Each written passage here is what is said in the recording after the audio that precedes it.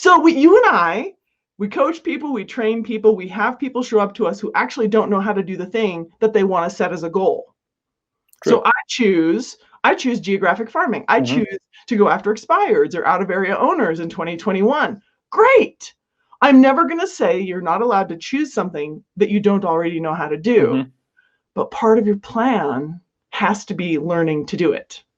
So I think this is the reason a lot of people fail with their business plan. They use a template that they're not familiar with. They fill in the things that the trainer told them to. They're not feeling very connected to it, and they don't now have a plan of action for following through either on the actions that they outlined or the things that they need to learn in order to take action.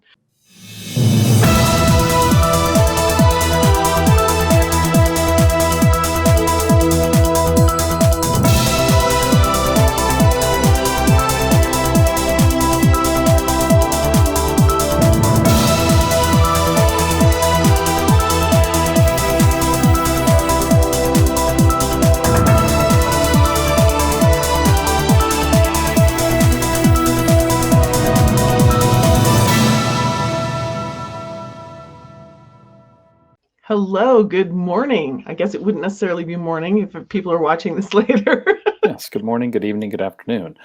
Today we are going to be discussing business planning and how your business plan is like building a custom house. I think so. That sounds a little bit more exciting to me than a business plan. So tell me a little bit about how business planning is like building a custom house. Well, so I think a lot of us have issues, and Charlie, you and I taught business planning yesterday. So, we've been in front of a big room full of agents just even recently. And I think a lot of agents struggle. I took a poll in that class and said, how many of you followed a business plan last year? And I think we did not have a single hand, right? Yep. So, and this was not all newbies, right? We had experienced agents. So I think there are reasons that agents don't follow business plans. And so I thought a lot about this. I did some research on what are best practices for business planning and actually having your plan have value to you.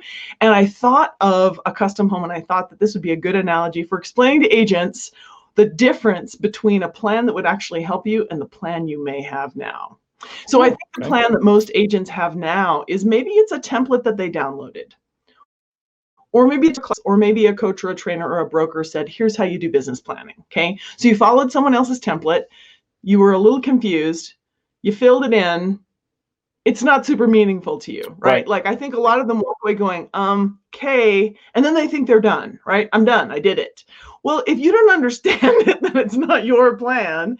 And so the comparison to building a custom home is this.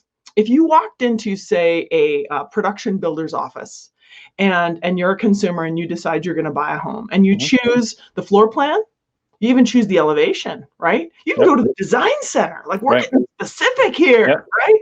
We know exactly the exterior. We've picked out the light fixtures. That is not a blueprint.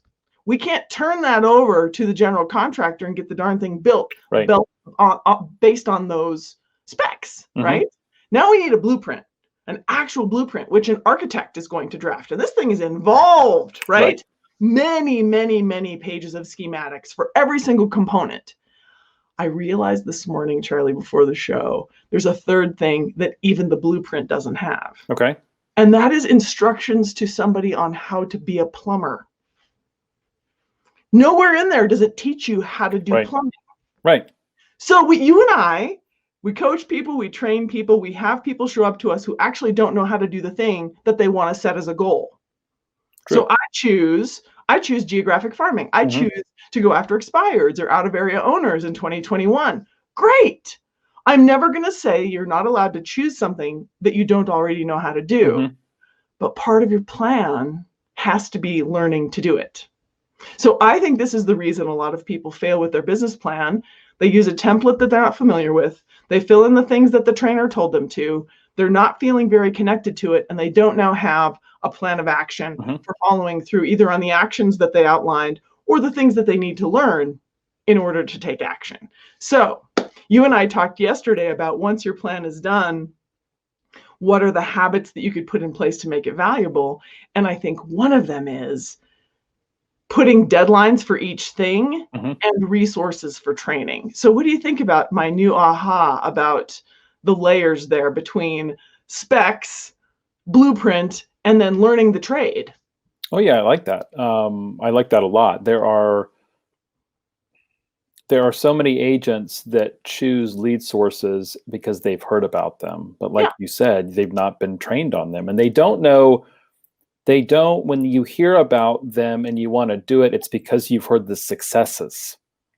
I want to start a geofarm because so-and-so is killing it with geofarming. Yeah. Right. They don't hear about, well, that agent's been geofarming for 20 years. Right. And they go to community events and they sponsor the neighborhood parade and they do door drops and they door knock. It's not just going to, it's not just sending out a postcard every quarter. Yeah. Right. There's a lot more to it. So, I think that that's a piece that a lot of agents don't realize is each lead source for most agents is going to take some training. Yeah. And like we talked about yesterday in business planning, I think that you encourage them to pick one per quarter, right, to really master before they move on to the next one. And we've talked so many times before about, having 4 lead sources at a level 10 instead of 10 lead sources at a level 4, because then they end up failing. And then they're, the same person that wanted to do farming is like, well, farming doesn't work. Yeah, that's and right. Then you ask them, well, what'd you do? Well, I sent it out just listed and just sold cards. Well, that's not really farming though, right? Because when you sold these houses, they were scattered all over the city, right? Well, yeah, they weren't in one neighborhood. No, they weren't in one neighborhood. Yeah. So that's not really geofarming, right? That's different. Right. And can it work? Sure, but it's different.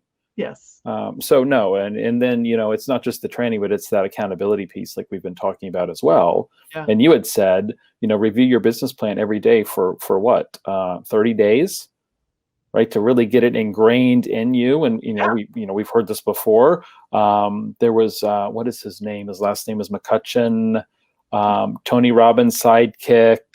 Oh, it's not McCutcheon. It's McClendon. Thank you, Joseph McClendon. Right. Yes. He talks about having a vision. Yeah. And saying your vision out loud every hour for, is it a week? I think it's a week. Yeah. For 7 days. Right. That's a lot, right? Yeah. I mean, every hour that you are awake, you're going to recite this vision. And the idea is it gets ingrained into you. So I think that this is a hybrid of that in a way, reading your business plan every day for a month. Right. And then it still doesn't go in the virtual or, the physical filing cabinet, right? You need to be reviewing it regularly, and hopefully you have other people that are helping to hold you accountable to this. Right. Well, and to be clear, for those who may have panicked when they heard Charlie say that I recommend reading your plan every day, if you're not familiar with your plan, you need it. So read it every day until you have the darn thing memorized. Right. Like, if you're on day 16 and you know the thing by heart, then you're not required to read it every day. But I would say bring it out every single week during your CEO time. Sure. And then at some point, it can just be a monthly visit with the plan. I think another challenge with most people's plans, Charlie, is it's not actionable. Mm-hmm.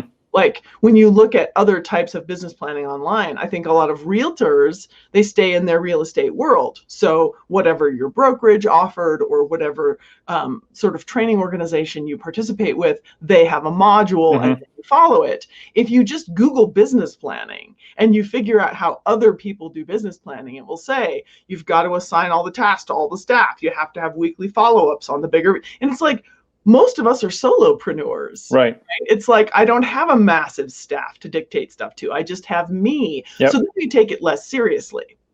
Well, it doesn't matter. All the things have to get assigned to somebody. And even though it's just you've still got to do it. So that's the reason monthly should be adequate, but that's only if you've outlined tasks and they're assigned somewhere. Right. Yeah, and then tracking somewhere. Right, tracking so you can do the reviews during your CEO time, even if it's quarterly, right? So the plan's in front of you, but then quarterly it's, okay, how many deals did I get from Sphere? How many should I have gotten from Sphere? Yes. Is it working really well? Yes. And if so, is it something that I can do maybe for other people? Can I replicate what I'm doing with another group? If it's not working really well, is it me? Is it them? Do I need to find more people? Do I need to do more? Probably need to do more, right? But I think that that's so important because oftentimes when we do these reviews with our clients, we see that there are some things that are working better.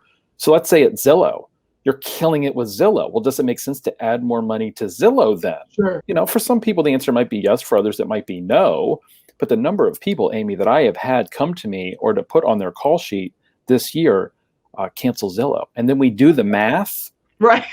You don't want to cancel Zillow, right? Right. Love them or hate them, right? This is not a discussion about where Zillow's going and all that, No. but you're making money from Zillow, but you know, it doesn't feel right. It feels like, well, all these leads haven't been good. And it's like, well, you know, your ROI is like 8 times. Yes. You know, where are you going to replace that income if you were to cancel Zillow? Yes. And these agents, you know, they're not analytical. They just, everything's a feeling. I feel like I should do this. I feel like I should do that. And, you know, you do the math. And so I'm saying, do the math once a quarter. Look at all of the lead sources, right? What's worked, what's not. And some, you know, it's often us. If it's not working, it's us, right? We didn't do what we said we would do, you know, whatever. But I just think that it's so important to be able to you know, to do that quarterly review. Yes. And then tweak the plan a little bit, you know? Yes. Well, none of this is set in stone. That aligns with focusing on becoming really strong in 4 areas. Right. So quarterly review aligns with that. So the thing that I ask the people that I coach is, if you are on the quarter that is your sphere of influence mastery, right? You're mastering your sphere of influence plan in the first quarter of the year. That doesn't mean that's just all we ever get to talk about. That means between our calls, you are Googling it. You are finding it. You are making it better. You are learning what other people do that you could adopt, right? So I ask for an obsessive focus with the 4 sources of business that you choose that makes you better, right? I think a lot of agents don't understand. Like you said, the one who's crushing it with farming has been doing it a long time, but that's not all. Like there is a detail to what they do. There is a quality to what they do. So people who crush it with open houses don't get lucky. Right. They have a process that they follow. And so if you would commit to figuring out what would it take to be the best at X, to be extraordinary at X, and then every single week you learn one more thing, that's easily 12 things that you could learn to grow in that one thing. And then you're at the quarterly review point to say, how is it working? What do I need to shift? Is it time to transition my focus to another skill building module, right? So, but back to habits. So that's kind of big picture. I feel like agents hear that and they go, yeah. But that doesn't work into kind of a weekly rhythm. And I think one of the most important things is that we develop rhythm. Like that's one of the biggest problems is I think they don't have it in their habit. Right. Well, I would agree. Yeah. Yeah. So how can you create habits from this plan that you've written? Well, I think you got to schedule them. You know, I'm an advocate for this Monday morning map out, whether it's Monday morning or Sunday evening, and plotting out your week, figuring out your week. And it's probably going to be similar to last week, but not exact. I'm not real big on the exact same schedule every day, right? Yeah. Or the exact same schedule every week. But by Sunday night or Monday morning, you have a pretty good idea what your week's going to look like. And then you can slot in the CEO time, the learning time, the hour of power, you know, all of this stuff. And I think you just need to have a list every week of the non-negotiables, the stuff that has to go in the schedule. But it doesn't have to be every Tuesday at 9 a.m. because you may have a closing on Tuesday at 9 a.m. Sure. You don't just cross that off for the week. You still want to get to it. Yeah. So, you know, I think, you know, working by a schedule is important. And that's not, you know, I'm also not an advocate of, because I know there's some coaches where it's like, send me your daily schedule. And it's like, you know, I don't think that works that well. It causes stress. Sure. You know, I'm also an advocate of white space. Every minute should not be scheduled, because then if something goes long, or if the closing gets pushed, or the home inspection takes longer than is expected, there's a lot of stress. Right. So I think it comes down to scheduling, and just a little hack. When you do this, you have to schedule your travel time. I was looking at somebody's calendar last week, and he had these appointments, and they were back to back. And I said, so does the appointment, does that include the travel time? And he said, well, no. I said, well, then how does this work? Right. And it's, you know, some of us use Calendly, right, to allow people to book appointments in our calendar. And I learned this the hard way. If I've got dentist from noon to 1, somebody can go in, and that's when my appointment is. It's at noon. I need to be there. Right. Well, Calendly, I could have somebody book 11 to 12. Yep. And then what do? You're stuck. So, you know, get good with the calendar, whether you use Calendly or not, pretend like you are, because it requires discipline, right? If you start using Calendly, you have to be disciplined with your calendar. That's true. Right? So otherwise people will book when you don't want them to book. Yeah. So, I think part of this scheduling these habits, right, is also making sure that we're giving time for all of our appointments. Right. And otherwise you're going to, have to be in two places at once. And that's not what we want. And we don't want you making your hour of power calls from the car. Somebody suggested that this morning, right? Well, I could do my hour of power calls as I'm driving to my Popeyes. You could, right? And this is an agent, who struggled with making her calls. She's gotten much better at it, right? She's made great strides with this. Mm-hmm. But I said, how are you going to take good notes? Mm-hmm. Right? I mean, and frankly, I think we've all been in situations where we've been on the phone and we arrive at our destination without even thinking when we're in the car because we were so engrossed in the phone call. Yep. That's probably not the safest way to go about our day, right? Yeah. So, there are many reasons why it's ideally we're in our office, home, or our, real estate office. Doesn't matter, but in front of our computer with the CRM open, we can take our notes, right? So that's another little, hack, I think. So this all comes down to habits. And I know we're getting a little off track of the, of the business plan, but these are all daily habits that are important. Yes. And making calls when you remember somebody, right? I mean, you're driving by and you see Michael's over there and you're like, I haven't talked to Michael Brown recently. I'm going to give him a call. Right? Your whole business is not just, we don't want it to be run on memory. No. Right? So it's scheduling, it's the habits. And so that's my very long answer to, how do you create habits? I think you have to schedule them. True, but I think there's a step in between that we skipped, which is what are these things that you're scheduling? Because I think this is the whole, I chose the elevation. When's my house done? Like, right. All of the how it will get built in between is missing for most agents. Yes. So that's the reason I recommend, let's say you picked these 4 sources. Yep. Sphere of influence at a really high level, you're going to learn to do a much better job of nurturing your sphere of influence. You're going to figure out how to do open houses way better.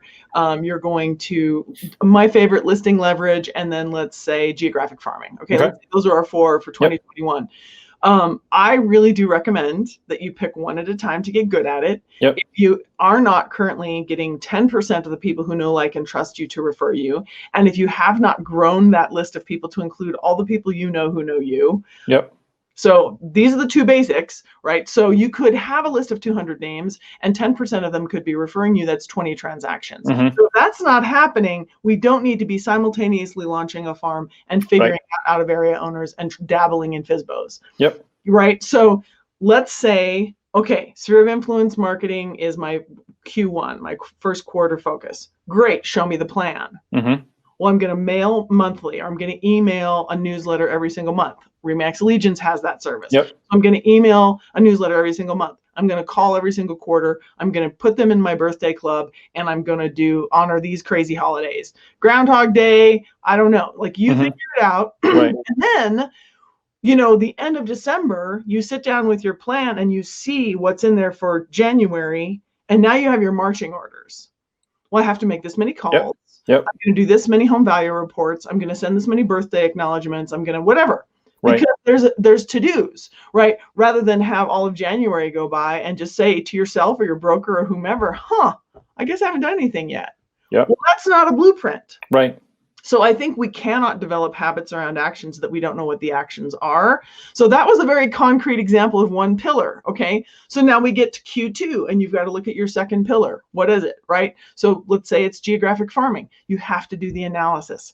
How many homes? What's the turnover rate? Right. Average price, average days on market, competition. You do the analysis, you come up with a marketing plan, you write down a budget, and your eyes may be crossing right now, but I want you to understand this is the specificity that's necessary, and you can do it.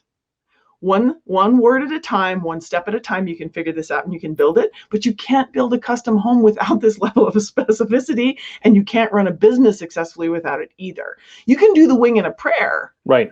You can just be charming and post on social and hope people call you, but that's waiting for it to rain. That's not very much control over the faucet, which is the lead. Yeah, it's like going to Vegas and rolling the dice. Maybe I'll have a good year next year. Yeah. Maybe I won't. right? Yeah. No, So that's what I want to say. yeah. So the overall plan, we have our plans for our subcontractors. We have our plan for our plumber. We have our Yes. plan for our electrician, and taking the time, to make those, I think is imperative. I agree with you entirely. Yep. Yeah. So, and if you feel a little bit overwhelmed by this, just, they say you eat an elephant one bite at a time, but I think most of us still feel overwhelmed because it still looks like an elephant. Right. So Right. the analogy that I like better is the journey of 1,000 miles begins with a single step. You can start here. You can learn how to make phone calls. Mm-hmm. Then you can figure out how to do a newsletter. Then you really can, one step at a time, figure this out. So you need to have patience with yourself. You need to give yourself some grace. And then you need to have belief in work, right? It's kind of like getting in shape. If anybody's ever watched The Biggest Loser, and you look at somebody who is so massively out of shape and so unhealthy, and you see the transformation, it's an amazing amount of work, and maybe that's scary to you to have that much work. But when we're in a career where we could earn as much as a doctor or a lawyer, but we didn't go to 4, 7, 12 years of schooling. Right. My mom says, thank your clients for your free education. You're learning on the ground, right? So I'd say just embrace the work and do it one at a time, and you got this. Yeah. And find the support of an accountability partner, right? Work on this together. There's nothing wrong with that. But, everybody, so we've been showing, you have a marketing calendar for your sphere. I've been showing one. Everybody's like, can I get that? Can I, everybody is very enamored with these plans. But then, it's the follow-up. Okay, great. So you've seen examples. Yeah. Yours? Where's yours? Right? Because how many people out there wanted to send Thanksgiving cards this year and even bought them? Well, they're going to go out next year. I had people tell me that. I ran out of time, right? I really wanted to do the pumpkin pop buys. Oh, we'll do that next year. You can't use the pumpkins that you bought, right? But you can reuse the cards. But if you have that calendar that you and I have talked about, and I think we have examples on Dominate, right? Mm-hmm. What's coming.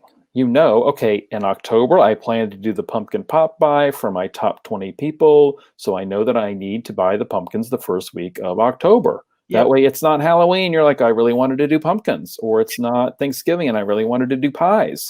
So I think that there's so many agents that are reactive of, oh, this holiday's coming, I want to do this or that. And then they run out of time because they're busy. Yes.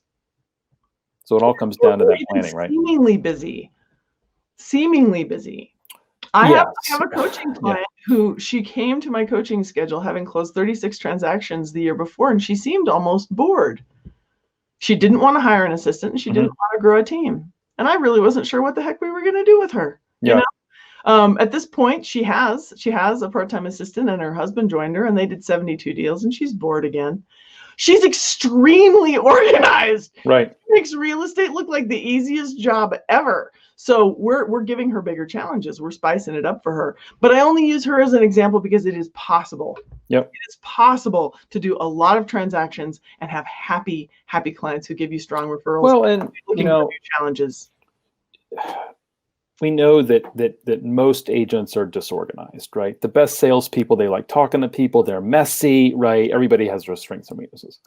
But what would an agent have to do if they were an employee? What if this was a job where you and an employee and your boss said you need to do these activities, right? So there's lots of salespeople that work as employees. Yeah. Many different companies have salespeople as employees, Sure. right? Real estate is kind of an anomaly where we're independent contractors. Well, what if we weren't? What if this were a 9-to-5 job?